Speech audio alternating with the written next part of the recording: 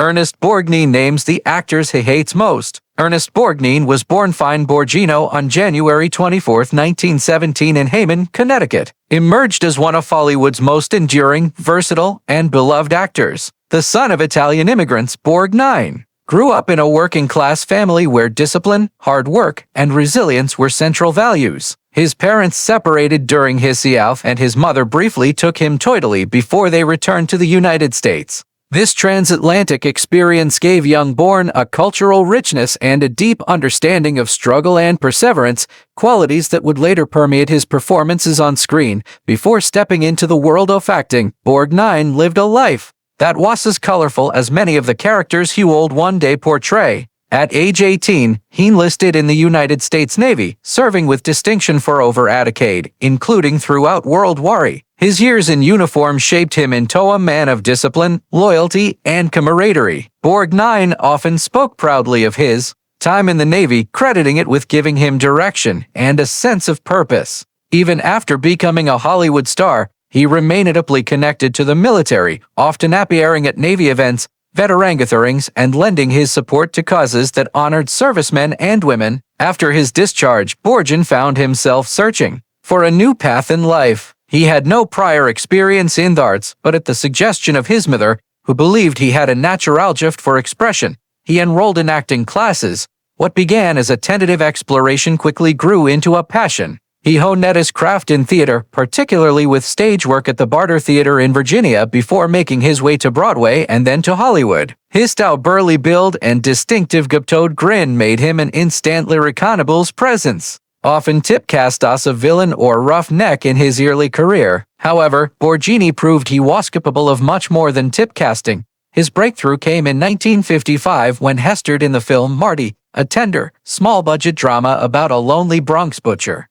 searching for love and self-worth. Borg's heartfelt, unglamorous, and deeply human performance resonated with audiences and critics alike, earning him the Academy Award for Best Actor. That moment cemented his place in cinema history, transforming him from a reliable actor into a leading man whose depth and relatability could move millions. Throughout his long career, Borgnine demonstrated a remarkable ability to adapt to different genres and mediums. He appeared in gritty war films like From Here to Eternity, 1953, westerns such as The Wild Bunch, 1969, and action-packed adventures like 30 Dozen, 1967. On television, he became a household name in the 1960s with the comedy series Michael's Navy, where his portrayal of lovable and mischievous Lieutenant Commander Quinton McHale endeared him to a new generation of fans. Later in life, his distinctive booming voice introduced him to younger audiences when he voiced the character Mermaid Man on the animated series SpongeBob SquarePants. Despite his success, Borgnine remained grounded, approachable, and generous in spirit. Known as a man with a heart of law and a twinkle in his eye, he never allowed stardom to distance him from everyday people. He often took time to talk with fans, sign autographs, and share stories from his long and varied career. His colleagues frequently praised him as not only a consummate profession but also as a warm and encouraging presence on set. Ernest Borg's personal life was as colorful and eventful as his legendary career. One of the most talked about aspects of his life was his series of marriages. Over the course of his lifetime, Borgnine married 5 times, each union reflecting different stages of his personal and professional journey. His first marriage began in 1949. Shortly after, he returned from serving in the US Navy, where he had dedicated a decade of his early adulthood to military service during both peacetime and World War I. During his naval years, he met Rockmans, a woman who was charmed by his warm personality and who supported his early transition from a disciplined sailor into a man striving for a civilian career. Their marriage lasted for nearly a decade from 1949 until 1958, and during that time they welcomed a daughter, Nancy, born on May 28, 1952. Becoming a father was a profound moment for Born, who often said that family was one of the most grounding forces in his life despite the turbulence that sometimes accompanied his personal relations. However, as Borgnine's acting career began to take off in the 1950s, the pressures of Hollywood fame and the demands of being away from home took a toll on the marriage. Ultimately, the union ended in divorce, though Born remained dedicated to his role as a father to Nee. his second marriage brought him into the world of international cinema and glamour. In 1959, he wed the acclaimed Mexican actress Katy Gerardo, who had already built a reputation as a strong, fiery performer in both Hollywood and Mexican cinema. Their relationship was intense and passionate, and the pair made a striking couple. Admired both for their talents and their charisma, however, the very intensity that first attracted them also created friction. Both were strong-willed individuals with demanding careers, and Borgnine later admitted that they often clashed over personal and professional differences. Their marriage ultimately dissolved in 1963, lasting 4 tumultuous years. Despite the separation, Borgnine later spoke of Gerardo with respect, acknowledging her as a remarkable actress and a woman who had made a lasting impression on him. Borgnine's third marriage, however, became one of the most infamous chapters in his personal history. In 1964, he married a legendary actress and singer Ethel Merman, whose larger-than-life personality was matched only by Borgnine's own boisterous nature. The union was explosive from the start, as both individuals were headstrong, outspoken, and prone to fiery tempers.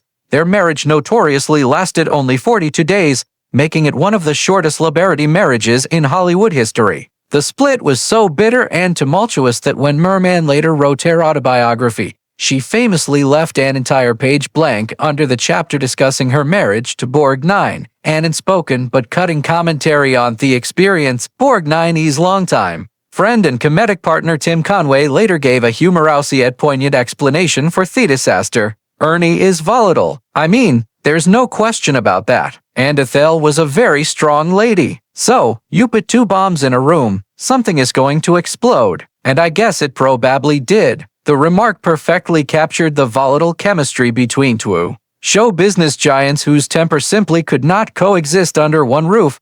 After the public spectacle of his brief marriage to Merman, Borgnine entered into his 4th marriage in 1965, this time to Donna Ranker. The relationship was longer-lasting, stretching until 1972, and it produced 3 children, deepening Borg's role as a father. Their first child, a daughter named Sharon, was born on August 5, 1965. 4 years later, they welcomed a son, Christopher, born on August 9, 1969.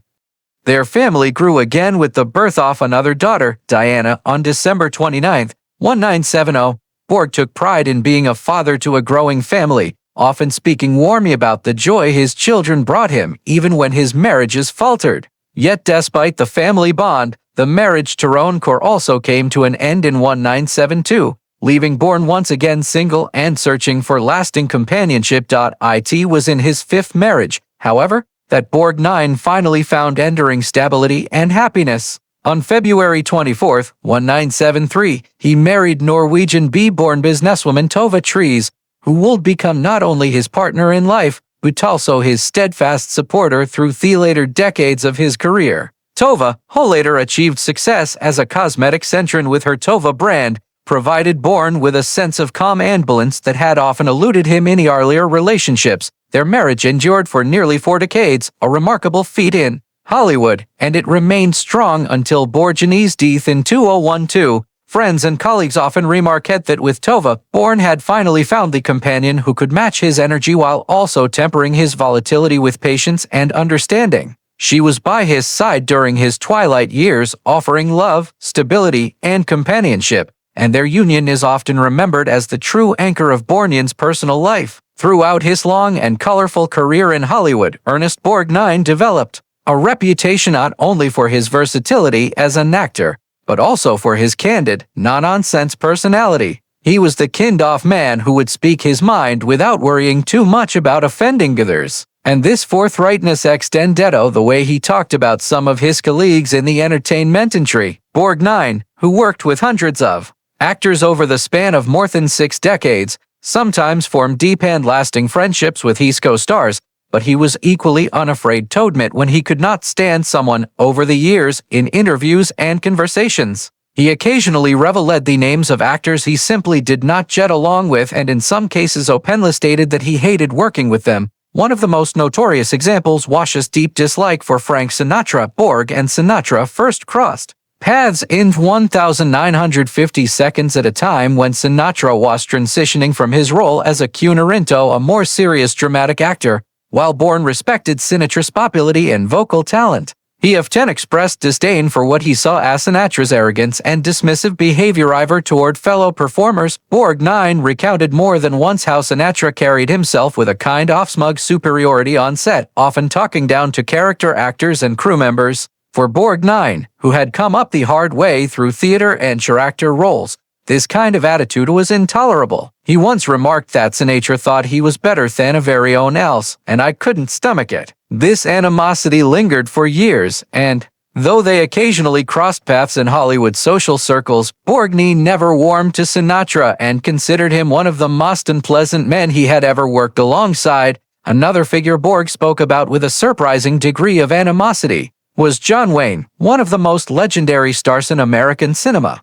Borgnine admired Wayne's on-screen presence and understood his place as an icon of masculinity in film, but off-screen their personalities clashed. Borgnine felt that Wayne was domineering and often dismissive toward actors he considered beneath him in stature. Though they never had a violent confrontation, Borgnine described working with Wayne as walking on eggshells. Since Wayne always had to be the center of attention both on and off the set, Borgnine, who had a much more collaborative and down-to-earth approach to filmmaking, found Wayne's larger-than-life ego-grating. While he admitted that Wayne could be charming at times, Borg never forget the instances when Wayne belittled directors or treated supporting actors poorly. It left a bitter taste, and in later years, Borgnine admitted that Wayne was not someone he enjoyed being around.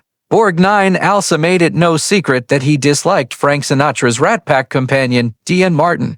Although his feelings toward Martin were not quite as venomous as those toward Sinatra himself, Born felt Martin coasted too much on his charm and easygoing public persona, and he thought Martin never really gave his all to acting. To Borgnine, who prided himself on hard work and total commitment to each role, Martin seemed lazy and unserious, more interested in the part of life than the craft of performance. He dismissed Martin by saying that he never took anything seriously, not even work, and that always rubbed me wrong. Later in life, Borgnine admitted that his feuds with some actors were partly the result of personality that could have been smoothed over with time. However, his dislike of Sinatra remained steadfast, even as both men grew older. When asked in an interview late in his career if there were any actors he truly hated, Borgnine laughed, but did not hesitate. "I'll tell you this much. There are some people in this business who thought they were kings. Frank Sinatra was one of them, and I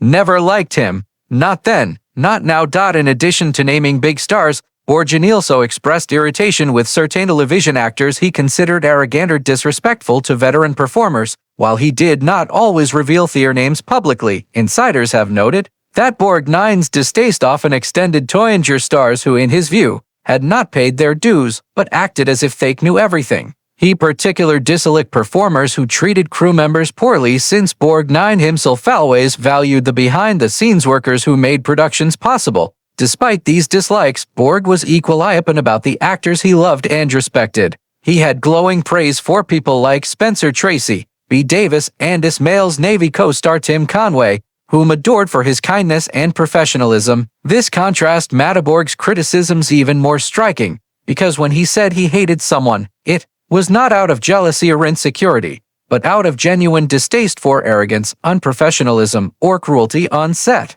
In the end, Ernest Borgnine's candor about the actors he hated most became part of his enduring legend. Unlike many stars who preferred to keep Hollywood feuds under wraps, Borgnine was refreshingly honest. His willingness to name names, especially giants like Frank Sinatra and John Wayne, reveled the uncompromising and straightforward integrity of a man who built his entire career on authenticity. He may not have gotten along with everyone, but Borgnine's honesty about his dislikes added another colorful dimension to the life of one of Hollywood's most unforgettable episodes. Borgnine was a heavy smoker until 1962. In a November 2008 interview, a then 91-year-old Borgnine was asked by Fox News morning host Steve Dusty to reveal the secret of his longevity. And Hugh whispered into a live mic, "I masturbated a lot." At the age of 95, Borgnine died of renal failure on July 8, 2012 at Cedar Sinai Medical Center. He had undergone surgery a month prior to his death and had been to the hospital days before it for a medical checkup.